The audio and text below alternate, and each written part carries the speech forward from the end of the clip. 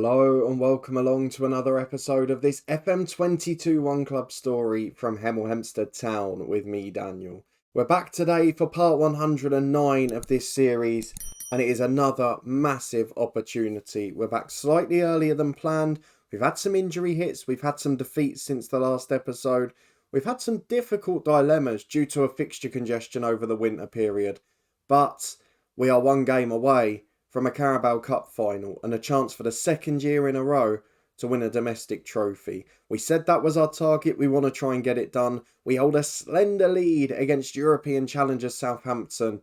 But my word, is it going to be a tough one. We then face Manchester City as the battle for sixth hots up in the Premier League. Chelsea and Spurs may be just pulling away now. We'll be facing Spurs in the next episode too. So if you're looking forward to a very big month or two in this save, then please do put a thumbs up on the video. Subscribe down below for daily FM22 content from two long-term stories. As well as the January transfer window being open, we will have the return of Europe in the next episode, as well as hopefully a cup final too. But it's also a pretty exciting year in the head coach save as well. At a new club, you can find the latest season in the eye above, as well as the Twitch channel, the football podcast for loads of EFL content throughout the playoffs, and of course the merchandise store where we've got a new line and a new collection available to shop from. So please do go and check that out if you haven't already. You can finally support the show as a channel member down below by clicking the join button. But thank you as always for your incredible support, as this race for Europe is really hotting up. We'll get back to it later when we play our league game. But you can see now with Chelsea getting dragged down and Everton pushing their way up, 7 points separate 6 teams, and it is all getting very tense down there in the race for 5th, 6th and 7th. Although we could ruin that if we go and win the Carabao Cup, as could Southampton. Because if either of us win the trophy, that means 7th place will not qualify you for the Europa League or Conference. So we've got to keep an eye on that. Of course, the FA Cup, the same could happen later in the year. But let's go and start by having a look at the schedule to see what's been happening since you were last with me. And we've had to make big decisions at times. So you will notice back-to-back defeats at the end of the year. And that is because the Carabao Cup semi-final was inexplicably placed 2 days after the Everton game. Why it couldn't have been the Wednesday and Thursday night, I don't know. So we only got 48 hours break. We took a gamble. And you can see, in my eyes, it's paid off. But let's go through what we've seen since the last episode. You were with me for the league victory against Southampton. Thoroughly enjoyable performance. That may be the best of the season, apart from the Arsenal game we'll review in a minute. We beat Sheffield Wednesday in the Carabao Cup quarters though by 3-1. They did get one back early in the second half. They put a little bit of pressure on us, but Charlie McNeil immediately restored the 2-goal lead. And with him, Tammy Abraham and Haruna amongst the goals, we did manage to get through comfortably. And as you can see, Ian Watts and Toby Bliss both made another first team appearance. We had a 2-0 win then at home to Spurs. Carlos Torres with a quite brilliant brace. It was a game actually, I think we only had 3 shots on target if I remember rightly. And he just took them. The expected goals was about half. It was a brilliant performance from him. And aside from that, look, you can see it in the top left. We did nothing to suggest we were going to win the game. So that was a great one. The difference in the Arsenal game was we absolutely dominated. 2 early goals for Charlie McNeil, a late one for Terry Clark. He's starting to make that number 10 position his own now, by the way. We got an offer, nearly £20 million for him in January already. We'll get to the rest of the Vultures in a moment. We then lost 3-1 at Chelsea on Boxing Day. Arthur and Ndu did equalise, but in the last 10 minutes, we just ran out of steam. Delgado got an injury that he hasn't yet recovered from. And of course, because Peebles is a Chelsea loanee, we didn't have a sub left back on the bench, which meant we were in big trouble. And we actually went down to 10 as we'd already made our subs, and that's why the other goals came about. Then we had Everton on New Year's Day, and I made the decision to rest the whole team for the Southampton game 2 days later. I thought Southampton would play their first team in the league game, which they did. They were then more tired on the Tuesday. We were able to take advantage late on. But against Everton, we fell to a 2-1 defeat. You can see the likes of Josh Berry played in there. Jovan played centre midfield because we were short of players. Tammy Abraham played up front, Haruna number 10. It wasn't our first choice team. And to be fair, they deserved to win and should have done by more. But Arthur and Ndu got us a consolation. The goal difference was protected, which I was happy with. We then won 3-2 in the first leg of the Carabao Cup semi-final, as that selection gamble really did pay off. Because late on, Mario Ricca had the fresh legs, and in the 89th minute, he wrapped up his brace and made it a 3-2 away leg victory. Charlie McNeil got the other, and how we faced them today with a slender advantage. We then won 2-1 at Palace in the FA Cup as we rotated again. Charlie McNeil getting both of them. He has signed a new 5-year deal despite being 30. I've shown a lot of faith in him. My thought process is, as long as we get rid of him before 32 or 33, we'll still get a decent enough offer. And the rest of the month is stacking up pretty well because we've got some tough Premier League games, but look at who we've drawn in the other competitions. League One Millwall are home in the 4th round of the FA Cup. Should be a winnable tie. Then the Europa League first knockout round, it is Leipzig who have dropped out the Champions League. They've got some good players and most of them under 32. So the next episode is going to be massive regardless because we've got the second leg of Leipzig at home and then either Spurs away the Sunday after or that is also the date of the Carabao Cup final. So if we get through to that, it could be an even bigger game than Spurs in the European battle in the league. But let's go and get through to the first of the 2 games. We will show you the youth intake preview in between them because that's relatively exciting as well. And the youth facilities upgrade is completed too. So the youth level's up next year. And I'm hoping that means we'll get invited to an under-23 league because that's starting to frustrate us and hold us back. But a 3-2 lead we have against Southampton. We saw Maya come off injured against us. He has got a massive injury. He's out for about 2 to 3 months. I think it was a torn hamstring. So he's in big trouble. They've got a bit of a crisis themselves. And of course, they haven't got the freshest legs. So we're going to try and get our 11 out. We rested everyone in the cup at the weekend. So they should all be fit tonight. We'll be back in a minute once we've tweaked it to run through our first 11. Well, Delgado nowhere near making it, as you can see at the bottom of the screen. But when I say the vultures are circling, I mean it. We've had offers from Barcelona and now Bayern Munich for Mario Ricca. Yes, we signed him for less than 3 million and they're offering 50, 60 odd, but I don't want to be losing him. I don't really care what the fee is. He is someone we build this side around for the next few years and he continues to be a superstar in our team. The rest of the side, I think you probably could have picked. Terry Clark, as I mentioned, is slowly cementing that number 10 position now. We are looking at a couple of players in the window though. The rest of the squad is John Moore in goal. No risk with rotating the keeper tonight. Chauvin and Peebles the fullback due to that Delgado injury. Hannafan and Striker in at centre-half. Arlan and Du, Moreira and Clark are the midfield diamond. Ricker and Torres up front. There's goals in this team. There's quality in the side. But can we secure our place in the Carabao Cup final? 2 years in a row at Wembley chasing a domestic cup? Well, hopefully it's just 90 minutes away. Well, 5 changes for Southampton. They've rotated a bit more this time, and the likes of Ramos and Livramento, who were stars for them in the first leg, aren't playing. John Ryan scored as well. He's not even in the squad by the looks of it. In terms of us, it's 11 changes from the weekend. We really did go back up in the cup. So let's see if we get through the dressing room. We've got the advantage already. It's only nerves or complacency that can cost us a place in the final. If we're at our best, with the players Southampton have out, I fully expect us to achieve it. Let's see if we can. First half here under the lights at Kenilworth Road. Well, it's been a quiet 8 minutes as we come back with Devine playing a long ball forward for Southampton. But the quieter it is, the better for us, to be honest. If we could nick an early goal and then just have a passive game, I think that would suit us down to the ground as Hannafan plays out from the back to Peebles. Down the left-hand side to Moreira. Goes back to Hannafan. We know our side plays good football. It's in no rush. And we've produced a great performance at home to Southampton already this year. That's a great ball from Torres. And Du tries the dink. It's just over the bar. It looked the impossible challenge, but he almost made it happen. 12 gone. First chance to Hemel. Well, we're back with just over 5 minutes to the break. And so far, this has been a drab game. I think only 1 shot on target according to the stats. But we don't want to give up a goal. Platcher's in. It's a good sliding challenge. But crucially, Moore had his near post covered. Now it's 4 shots on target. They're flying in the last few minutes. But it's not been a good game. If we can just get that 1 goal to settle the nerves, I believe we get to Wembley. Let's give the lads the half-time team talk. We're going to pump the fist. We're going to tell them to do it for the fans. And hopefully in the second half, there won't be too many nerves. Just Hannafan looking a bit edgy at the minute. As it's a corner kick for Hemel. This could help if Arlan can put the right ball in. Headed away by Coop Miners. As far as Arthur and Du. Finds Hannafan 25 yards out. To Arlan. Inside to Hannafan again. Here to Arthur and Du. Finds Moreira. To Clark. Coming forward, having stayed back for the corner kick. Chauvin gets it on the right following the challenge. Can he put the ball in? He does. Declan Rice heads away. It's out as far as Peebles on the left. He's caught a little bit inside there. Not able to take his man on, but keeps possession well. Arlan finds Ndu. Chauvin's outside. Instead plays short to Clark and Torres. into Peebles. Chance to shoot. What a ball that is, though. Plays Torres. Stop trying to dink it, seriously. Just slide that in the corner and it's job done. Instead, he's trying the impossible job to lob the keeper, but we get away with it as we're forward again with Ricker to Torres. This time he keeps his finish down. And look at the difference it makes. Ricker assists Torres. Clark was instrumental in it too.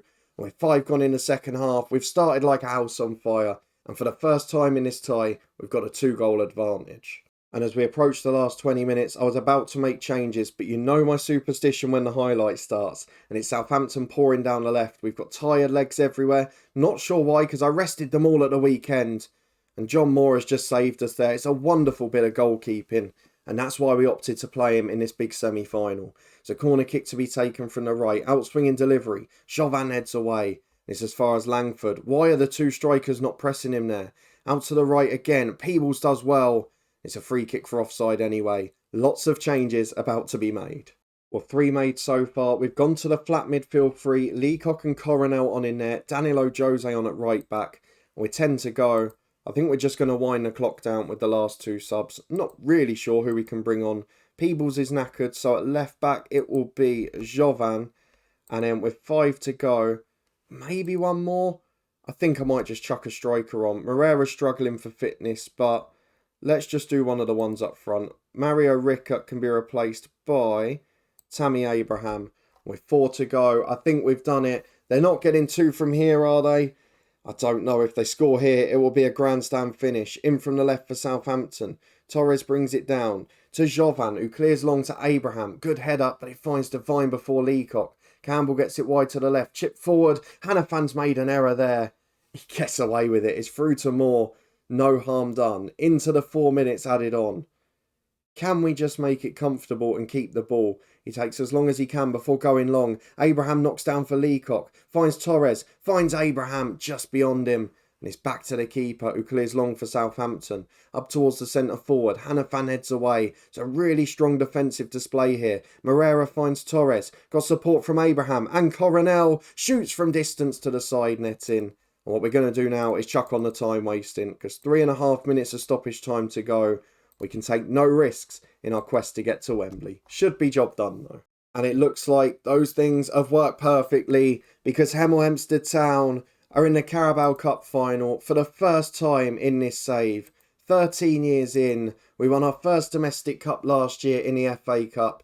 And this time, it's the chance in the Carabao Cup. We will be playing in the final next month. It will feature in the next episode. What a big one that's going to be with Leipzig at home as well. But who do we face in the final? We'll be back in a minute to find out. Well, first news. Danilo Jose suspended for the cup final, having picked up too many yellow cards. And look what's happened in the Carabao Cup final. Our league game with Tottenham is rearranged, so we can play Tottenham in the Carabao Cup final. They're probably favourites for that. They're having a better season than they've had for the last few. They're getting back into that European mix. They've got Zinedine Zidane in charge. They spent quite big in the summer, nearly 100 million. And they are a side ready to compete. So it's going to be a very evenly matched final. But what an episode that's going to be next time round. Leipzig at home in the Europa League. Tottenham at Wembley Stadium in the Carabao Cup. That's all for a later date though. Next up is City in a chase for Europe. Fitness test time ahead of the Manchester City game. And just look how many are having fitness tests. Delgado nowhere near fit but apparently can do half an hour. Scott Egan not fit. Torres should be alright, as should Cordes and Hanafan. But let's just see what they're like. We've got a full week off after this, which is lovely. And just a quick side note on the other fixtures. Chelsea beat Liverpool. I think the top 4 are going to get away with it. Spurs have won as well. So I still believe in terms of domestic league, it's the battle for 6th place and below. And as long as we can get 6th or 7th or European football somehow, I don't really care how it comes about. Even if we finish 9th and win the Carabao Cup, we're still in, and that's all that matters to me. So let's get through the tactical meeting as we head away to the Etihad. This is a big one in that quest. It is 6th v 7th. It is very tense, and as we know, this is not the City side at the start of the game. A few of the ageing ones still about, the likes of Delap, Martinez, Foden, Ferran Torres, Billy Gilmore in there too. But it is not the standard of side you would be expecting to see from Manchester City. So let's go and have a look at our lineups for today. I think we're basically going to have to stay the same again because everyone played all right. No one's really let us down. and most of them haven't got a heavy match load. I'm tempted to perhaps go Coronel for Moreira, just to freshen it up a bit in there, but then Coronel's got a heavy match load as well, and he's played 4 matches, so let's just stick with it as is. The bench, I think we're going to leave the same too. There's no one better outside of the squad. So our 11 for today is the same one that snuck past Southampton on Wednesday night. Let's see if they can do the same away at Manchester City today. And here are the lineups. Experienced attack, inexperienced defence is the story of Manchester City squad at the minute. Simeone has been sacked. Callum McFarlane is in there at the moment. But this is not a squad that is to be feared. What we're going to do, hands in the pockets, there's no pressure on us. And let's hope the front two, who have been so much better the last couple of months, can find a few more goals to put a sting in the City tail here at the Etihad today. Well, it doesn't look good early on because we're back in the 3rd minute with the hosts on the attack. Ferran Torres playing a 1-2 with his fullback, and they get towards the byline. Billy Gilmour cuts in, finds Kalulu again. Good start from City into the back post. Arturo Martinez wins the header. Striker just got stuck in treacle for a minute, but thankfully it's just over the bar. City have had a fair few chances early doors. None of them hit the target yet, and with 10 gone, we're surviving. 0-0. I take that in a heartbeat right now, to be honest. It's a long ball forward from our keeper. Only finds the centre-half. Gilmour gets it wide and it's chipped forward, but Hannafan does well to win the header. Only as far as Ferran Torres. Lautaro Martinez in. Must have been offside, surely. Looked about 5 yards off, but nothing given. And it's a corner kick for City. Can they press home the advantage? Because they've certainly started the better. Gilmour up to the back post. Hannafan's unmarked. Heads it away well. The skipper gets it out for a throw. But if we're being honest, it's all City at the moment, and they're back with a throw right down by the corner flag. Delap back to Martinez. It's wonderful interchange. Both centre-halves got caught following Delap in, and as soon as he played the reverse pass, Arturo had the goal at his mercy. 1-0 City, they've been the better side. And is this a hangover from the cup game? I think perhaps it is, because the schedule's been awful in recent weeks. Though Torres picks the ball up as a corner's headed away, holds up well for Arlan. We'd love to nick one on the counter here, as Terry Clark finds Ricker. Good challenge from Foden in fairness, and Zagadou can get it forward to Moore. The two centre-halves keeping it composed for City, as Foden goes wide to Raz. To Georgiou. We've not really seen anything down the left yet, but here they come as Delap cuts inside. Out to Raz. Moreira heads away and Clark clears downfield. Torres plays in Ricker. He's completely unmarked, but he's not got the legs to get away. As Chauvin finds Ndu and Clark. To Ricker, and Ndu's making that run again. It's up to Torres, through to Terry Clark. He's 1-on-1. Good save from Miku in the City goal. First big chance from Hemel Hempstead Town. It's lovely football on the counter, but Clark's just not got that quality in front of goal that gets us 15 or 20 goals. And I'd really love to get someone in who can. The corner's headed away, causes no real danger. And I think we're going to be forced backwards here, are we? Moreira switches it to Arlan. It's good play, actually. Recycles it well, but the cross is slow. And it's blocked by the first man. City survived. The first big scare for them. Half an hour on the clock. They lead 1-0. And with just under 10 to the break, it's a Phil Foden free kick in a very dangerous position. Just plays a short 1-2 with Gilmour though, actually. Back to Zagadou. They're working this nicely. It's up to Moore, the centre-half. As I go from the edge, it's a little bit exuberant and goes comfortably over the bar. But as we get to half-time, it's 1-0 to Manchester City. And arguably, they deserve to be ahead by more. So let's go and get through the team talk. We're going to tell the lads they've been unlucky. Not that I completely agree with it. Chauvin struggling and on a yellow, so I'm going to bring on Danilo Jose. Hopefully, we'll get a bit of a reaction out of them. But we need to improve something, or we're not going to get a point. As the lap comes down the left-hand side for City, Danilo Jose can't get there, nor can Arlan, who chases him wide. Ferran Torres gets it to Lautaro Martinez. Gilmour making the third man run. He's got a full-back in support. Kalulu finds him again. Gilmour across the box, Delap in. This has been a rare off day. And we have struggled recently in the league. We lost to Everton with that rotated side, but when we played away at Chelsea, we really struggled. And we didn't look great defensively in any of those games, even at Palace and Southampton in the Cup. And that big effort we needed to win the Southampton game, to keep the clean sheet, it seems to have caught up with us a bit. Moreira is knackered now, so Coronel will come on. I don't see where we get anything here, so let's just rotate the squad a bit. Hannafan's tired, he'll be replaced by Mayer. We'll try and see out the last 20 with no further goals. Well, 5 minutes left and it's a Mayer free kick. The sub in his own half. Plays up to Torres. Clark picks it up in the number 10 role to Ndu. To Torres. Shoots from distance. Hits the woodwork. It's out of nothing. We probably don't deserve a goal. But it wouldn't have been a spectacular one regardless. And I say we don't deserve it. Our expected goals is higher, which shows you what a mockery of that stat it is. But Miku goes long downfield. Don't believe what you see on the XG, I've always said it. But I still use it as my example for some reason. So it's a long ball forward from City. Martinez chases. Don't make a mistake, John Moore. 2-0 is not a disaster.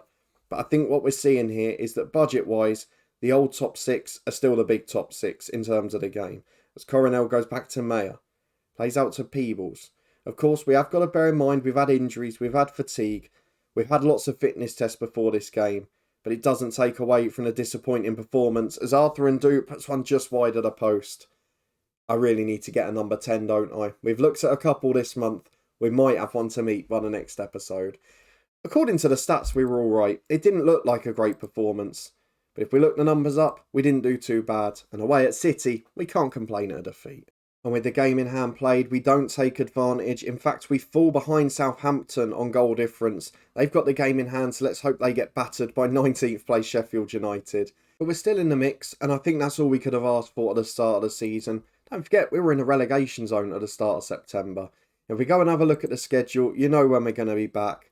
Europa League, last 32, second leg against Leipzig, and then the Carabao Cup final against Spurs. If we can win that, it completely takes the pressure off the league because we know then that we've got European football. Even if it's the Europa Conference, I don't care. We've got to be a club that consistently makes Europe to consider ourselves the elite. So if you're looking forward to that and you did enjoy this episode, a big win in the competition we were prioritising, but it did catch up with us in the weekend league game. Then please do put a thumbs up on the video, subscribe down below for daily FM22 content from 2 long-term stories. You can see the latest season of the head coach in the eye above, a new club, a new country, but how will we fare? There's also links up there to the Twitch channel, the football podcast and the merchandise store too. Check out the new collection that just got uploaded there. But above my head now is yesterday's head coach. It was a pretty exciting one as we had our first big test of the season. But we're going to be back here in a couple of days' time for Leipzig and Tottenham Hotspur. Can we win our second domestic cup final in 2 years? Join me next time to find out.